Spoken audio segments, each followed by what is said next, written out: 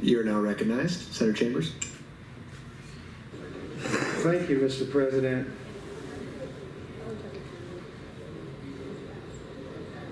Some people know that malaria is spread by mosquitoes. So if you went according to the philosophy of these geniuses in the legislature, you have an epidemic of malaria. And they find out that malaria is spread by mosquitoes. So this genius in the legislature says, aha, I have the solution for malaria. Malaria is caused by mosquitoes, so the answer to malaria is more mosquitoes. Bring more mosquitoes.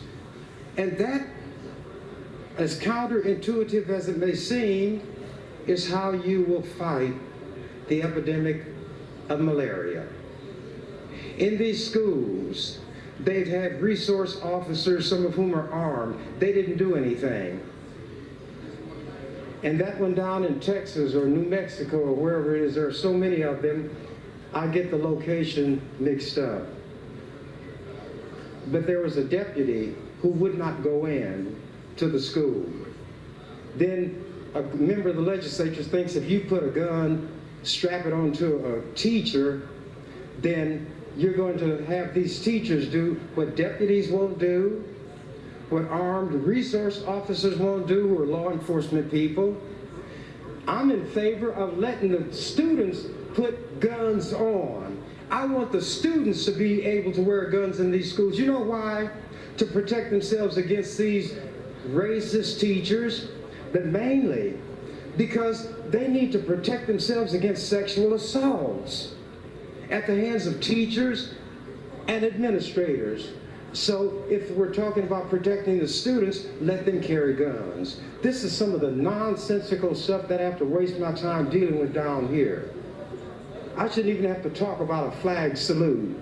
All you grown people older than dirt, standing up here like little children in grade school because somebody said some years ago, you ought to salute the flag. You know why I won't come up here and sit down? Because I don't sit down in this room. And the only way I can show my contempt would be when you all are standing up being hypocritical is to sit in this chair. And I'm not going to let the flag make me do what I'm not going to do. What about the prayer? Whoever you're praying to can take care of that, himself, herself, or themselves. But that's a waste of time too. Every prayer you all pray, I listen to you downstairs because I've got to keep an eye on you.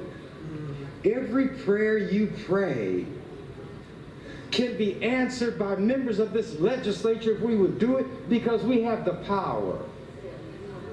We can provide assistance, meaningful assistance, to those who are mentally disabled, physically disabled, those impoverished, those without enough food to eat.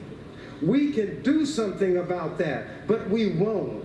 But you think your duty is ended when you stand down here and say these prayers and have somebody up there pray over you. That's nonsense. Quiet as it's kept. In a way, I'm kind of like God's surrogate down here. And since you all believe that God talks to people, you all believe that everybody's made in the image of God. Is God black like me or is he white like you? Well, based on what ethnologists and other scientists and those who study human origins have come up, Jesus looked more like me than he looked like you all. He's black like me. Got frizzly hair like me. Not pink like you all. The part of the world where he lived doesn't even have people like you all unless you come there as invaders and exploiters. And that's what I have to listen to down here.